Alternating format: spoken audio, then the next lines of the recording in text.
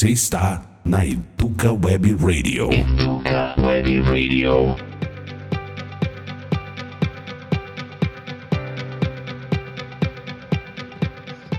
Olá, pessoal da Educa Web Radio. Hoje estamos aqui mais uma vez com o professor Marcos Antônio de Andrade. Seja bem-vindo, Marcão. E Boa também noite. o professor Josilmar Cordenon-Cicia. Esse nome é bonito, hein? Ambos aqui, né, nesse nosso bate-papo. Eles também são âncoras aí da Educa Web Radio. Marcão, seja bem-vindo. Josilmar, seja bem-vindo. Muito obrigado, Fúgio. É um prazer aqui estar com vocês aqui, falando sobre os assuntos que rola aqui no Brasil. E vamos lá. Marcão, vamos lá. O primeiro assunto que a gente pode aqui, né, discutir um pouquinho e esclarecer alguns pontos aí para os nossos ouvintes é em relação à da reforma tributária, né? Então, quando a gente fala de reforma tributária, nós estamos falando aí que é uma revisão, né, e alteração das leis e regulamentos relacionados aí aos impostos e ao sistema tributário do nosso país, né? Entendo eu que ela visa principalmente mudar essa estrutura dos impostos que atualmente nós estamos e a forma como eles são cobrados, né? E de certa forma, com o objetivo aí de tornar o sistema mais eficiente, mais justo e adequado às necessidades econômicas e sociais do nosso país, que a gente sabe aí que não são pequenas e poucas, né? Queria discutir um pouquinho, Marcão, né, em relação a esse assunto, principalmente aí no que tange o mercado empresarial, que eu sei que é a tua área, né? Você não é tributarista, você não é advogado, mas você é um gestor, né, muito competente. Então, eu queria te escutar um pouquinho sobre os possíveis impactos que essa reforma tributária pode trazer para as empresas. Tem se falado muito, né, a questão de que alguns setores serão mais penalizados que outros, por exemplo, o de serviços, né? Então, Marcão. Vamos lá. Primeiramente, gostaria de agradecer a oportunidade de estar aqui com o professor Josilmar, né, e com você, para falar um pouquinho sobre esse tema, que eu entendo que é um tema extremamente importante, mas também sensível. E você foi bem feliz na questão da abordagem, porque eu vou dar um viés aqui do empresário, ou seja, do empresariado. Então, o primeiro ponto que a gente tem que colocar: a reforma tributária, ela é essencial, ela é muito importante. Independentemente daquilo que a gente vai conquistar ou não com essas alterações que estão sendo promovidas, é extremamente relevante chamar atenção. Eu vou fazer um comparativo para vocês, claro que a gente vai procurar ser o menos técnico possível, tá? Mas aqui no Brasil, em média, nós pagamos em torno de 35% de imposto. Quando eu falo média, é que vai ter alguns setores que pagam um pouco mais, setores que pagam um pouco menos, tá? E isso impacta de forma significativamente na competitividade. Para você ter uma noção, no mercado internacional, no mundo, vamos colocar assim, de uma forma geral, o que se paga em média de imposto é em torno de 10%, tá? Então, é uma diferença bem grande, né, Marcos? Isso.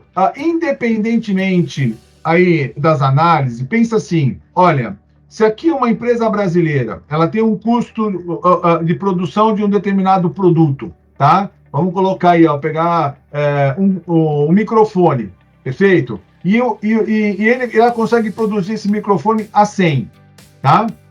Para ela colocar esse microfone no mercado sem nenhum tipo de margem, ela vai ter que vender esse microfone no mínimo a R$135. Agora, imagine um competidor externo, tá? Que, de alguma forma, também produz esse microfone, tá? E tem o mesmo custo que no Brasil, tá? 100. Se ele for colocar esse produto aqui no Brasil, ele consegue colocar 110, tá? Para você, claro que existe a questão de imposto de importação, mas o que a gente está falando aqui com esse viés de competitividade. Então, ter uma reforma tributária, visualizar de médio a longo prazo uma possibilidade da redução da carga tributária, além de permitir, tá, uma melhor competitividade da empresa brasileira, você também vai possibilitar uma redução das barreiras comerciais que o Brasil apresenta em relação aos nossos parceiros e aos players do mercado internacional. Aí eu vou passar um pouquinho a palavra para o Josi, tá? Aí depois, se for o caso, a gente volta aqui no tema. Legal. Até para pegar um pouquinho desse gancho, ô Jô, entendemos, né, que a reforma ela é importante e precisa ser tratada com uma certa prioridade. Você concorda com isso? Concordo, mas também existem pontos positivos e negativos do jeito que a gente está fazendo a reforma. Primeiramente, a gente tem que fazer um diagnóstico atual de como está o nosso sistema tributário e qual o caminho que a gente está indo, tá? Primeiramente, os impostos sobre produtos e serviços, ele é muito desigual, a tributação. Produtos industrializados são fortemente taxados, tá certo? O imposto é muito alto para produtos industrializados, porque é mais fácil de você cobrar impostos da indústria do que serviços. Serviços, você tem uma gama muito grande de serviços, pequena e média empresa.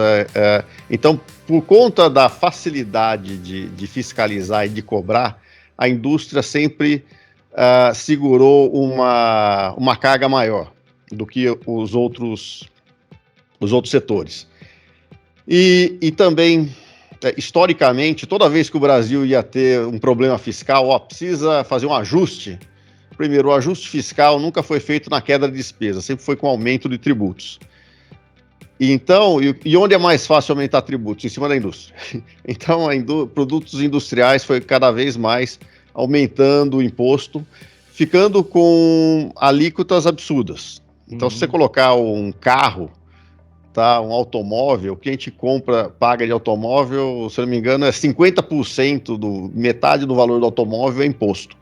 Porque você tem ICMS, PIS, COFINS, IPI, e sem contar todos os serviços que a indústria automobilística contrata e não tem crédito. Então, tem uma série de distorções aí, que no resto do mundo já você vê que não tem uma carga tão grande. Uma vez, há muito tempo atrás, quando o dólar permitia, né, estava lá no exterior, eu vi um veículo lá, o preço em dólar, falei, nossa, não é possível, é muito mais barato, no caso dos Estados Unidos, um automóvel do que aqui.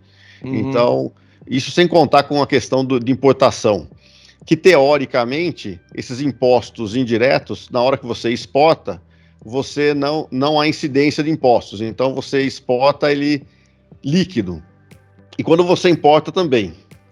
Só que você tem uma série de, principalmente, produtos de menor valor agregado, que às vezes é muito subfaturado, e mesmo você colocando imposto na hora de importar, ele entra com um preço fictício, muito baixo, e com uma competição desleal para a indústria nacional. Então, esse caminho que a gente está fazendo para trazer uma maior racionalidade ao nosso sistema, para ter uma lógica mais de valor adicionado a cada etapa da produção, tanto industrial como de serviços e até de comércio, toda a cadeia, mas também colocando, como as economias estão, não só o Brasil, mas todas as economias estão diminuindo a produção industrial em relação ao PIB, está aumentando mais serviços. Então, se você continuar muito penalizando a indústria, você vai matar a indústria. Tá? Que já está, em comparação com outros emergentes, o Brasil teve uma desindustrialização muito acelerada. E o problema disso, o que é? Que os melhores empregos, que pagam melhores salários, está muito ligado ao setor industrial. Então, isso é um empecilho para o nosso desenvolvimento. Muita gente fala, mas a Austrália, o Canadá conseguiram se desenvolver somente com a agricultura. Tá, perfeito. Só que a economia, a população deles é muito menor e você conseguiu ter acessos a mercados, não sofreram tanto barreiras comerciais para exportar como o Brasil tem, e eles conseguiram se desenvolver, claro, com instituições muito mais amigáveis à iniciativa privada, mas mesmo assim eles têm uma indústria que eles não têm uma indústria exportadora forte, mas tem uma indústria que atende bem o mercado doméstico. Isso que não se fala tanto, que você pensa países industriais são países que exportam produtos industriais, mas não é só isso, tem que atender o mercado interno. Então a gente vai tender a ter um certo equilíbrio. O problema nessa transição é porque você não está reformando o sistema tributário como um todo. Tá? Como um todo, perfeito. Você está reformando somente impostos sobre produtos e serviços. Você não está mexendo aí na... E que né, João? É um assunto extremamente complexo. Exatamente. Né? Não é uma coisa assim que você considera resolver rapidamente, né? Tanto é que o prazo de implantação aí vai começar em 2026, uma alíquota simbólica, poucos, né? Exatamente, aos poucos. Primeiro vai entrar, pelo projeto atual, né? Vai entrar a fusão do o PIS e COFINS. PIS e COFINS. Com o CBS, a contribuição de bens e serviços, e talvez o IPI entre junto aí. Na verdade, né, Ju, pelo que eu entendi da proposta, né, o CBS, que é a contribuição de bens e serviços, ele vai ter a unificação aí do IPI, do PIS e do COFINS. Sim, né? Que são os federais. Isso, e depois uma outra é o IBS, que é o Imposto sobre Bens e Serviços, e aí unifica o ICMS, né, e o que ISS. É o estadual, e o ISS, que é municipal. Que é municipal.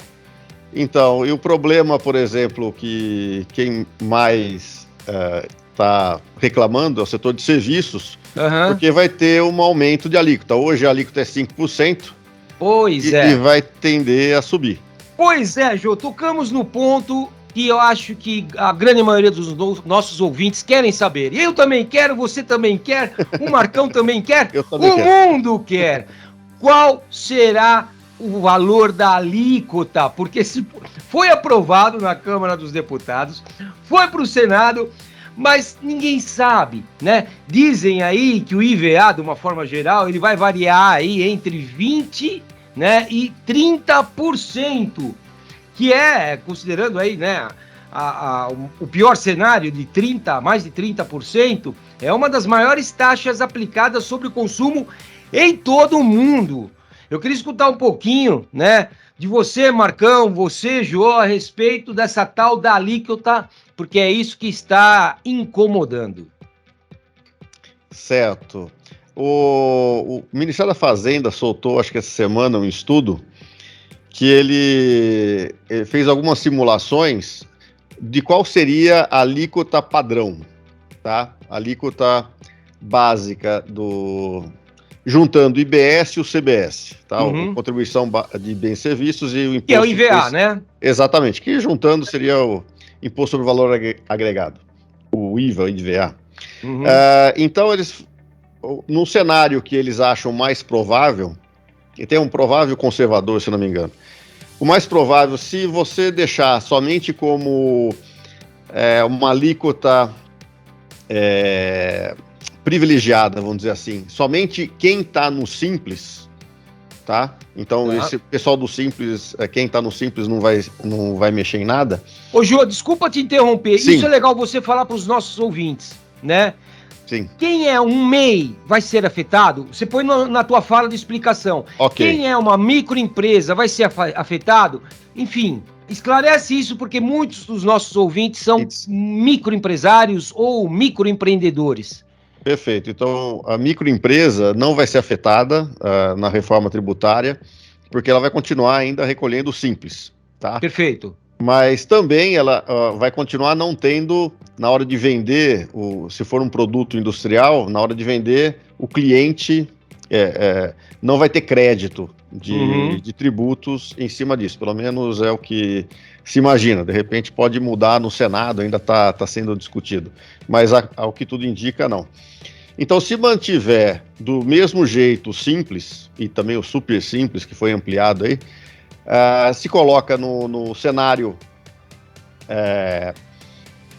mais provável, que eles consideram que o nível de litígio vai cair para 10%, simplesmente da arrecadação que vai entrar, o pessoal não vai pagar diretamente o imposto, vai fazer depósito judicial e questionar, eles colocam como uma alíquota de 20%. E na pior das hipóteses, vai colocar todos os setores que estão demandando alíquotas especiais, que seria educação, saúde, assim por diante. Algumas delas, inclusive, zeradas, né, Jô? Exatamente. Então, tem, se não me engano, produtos da cesta básica, possivelmente vão zerar.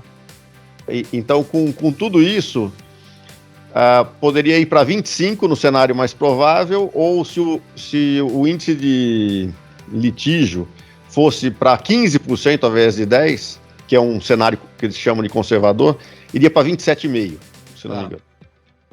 Okay. Então, a alíquota aqui seria uma das maiores do mundo, se não me engano, junto com a Hungria. Tá certo? Mas se você for ver hoje, pensando como carga tributária, o que se arrecada em relação ao PIB de produtos e serviços é menos que 15% do PIB. Então, ou seja, se você acabasse com o simples, uniformizasse tudo, a alíquota básica seria 15%. Em linha, mais ou menos, com o que existe na maioria dos países europeus, por exemplo.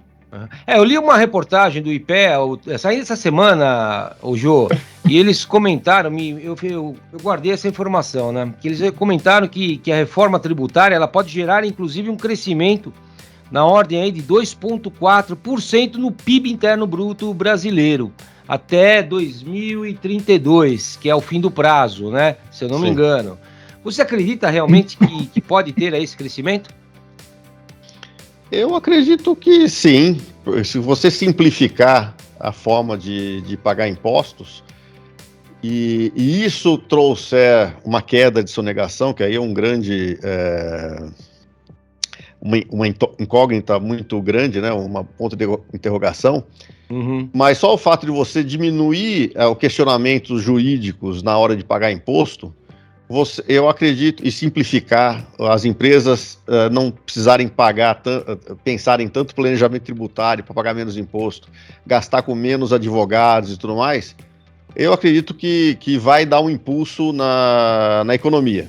Mas eu tenho receio que isso possa estar sendo superdimensionado. Eu posso dar um pitaco? Claro. Por favor, professor Marcos. Eu gostaria de ter, assim, uma expectativa positiva, mas o que eu falei na minha comentário inicial é extremamente importante, mas eu fico um pouco cético. E eu vou dizer por quê, Fulvio. Hoje eu tenho uma empresa, ela é simples, tá? Pelo comentário do Josi, eu teria que pagar no máximo 20% de imposto, certo, Josi? É uma empresa de serviço. Eu pago quase 27%. Tá? Então, esse é um primeiro ponto, tá? Mas só uma coisa, com o Simples, só com o Simples é 27% do faturamento? Tá? Mas depois, eu só estou dando um pequeno exemplo, tá?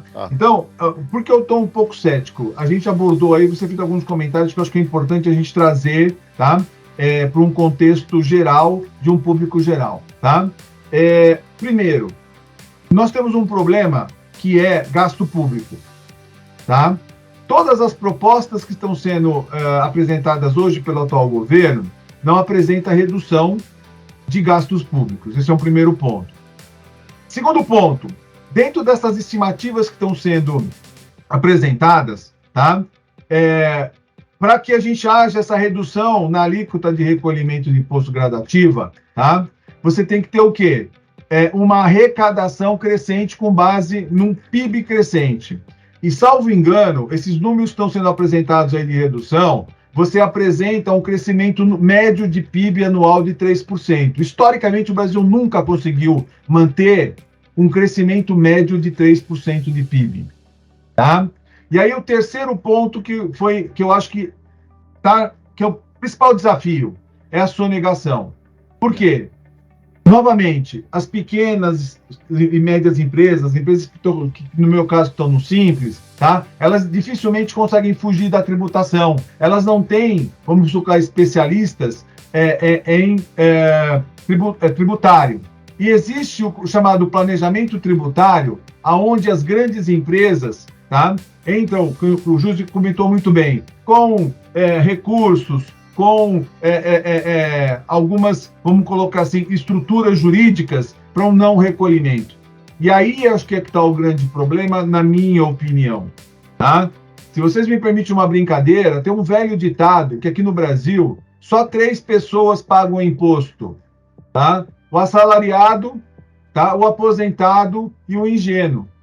Perfeito? Sim. Então, eu acho que esta mística que a gente tem que olhar, eu acho que a grande pressão que tem que existir é, dentro de um contexto, quanto vai ser a alíquota? Não vamos ser ingênuos, menos que 25% dificilmente será, tá? Mas mesmo estabelecendo um percentual que possa ser considerado alto, tem que ter aquilo que você falou, Josumar, tá? O comprometimento de todos e principalmente não dar margem e possibilidade, tá, para esses planejamentos tributários, essas ações, não vou entrar no mérito se elas são válidas ou não, tá? Mas para que ou não recolha ou postergue um recolhimento, que não vai adiantar nada. Me perdoe essa interrupção, mas eu acho que é extremamente importante, sem dúvida, essas considerações para aquilo que a gente entende que é o ideal e para aquilo que a gente pode estar, de alguma forma, projetando como provável realidade. Não, perfeito, Marcos. É bom ter o outro olhar, né? Eu acho que um dos nossos papéis aqui enquanto professores é justamente, né, colocar o assunto em pauta e discutirmos um pouco mais a respeito sobre isso, para esclarecer os nossos ouvintes, né? Esclarecer aqueles que ainda possuem algum tipo de dúvida. É um assunto complexo, não é uma coisa trivial, né? Então são várias as particularidades.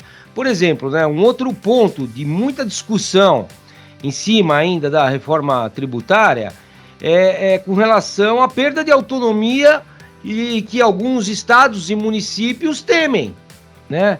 Então a gente vê aí uma movimentação especial aí de grandes capitais como São Paulo, Rio de Janeiro, Belo Horizonte. Eles estão preocupados com a perda de arrecadação, né? Por exemplo, do ISS, né? Então, como é que fica, né, o peso dessas capitais? Isso é importante, né? E acaba afetando não só a representação na Câmara, né, Jô? Mas também a representação no próprio Senado. E como que fica isso? Porque, pelo que eu entendi, ainda não foi resolvida essa questão.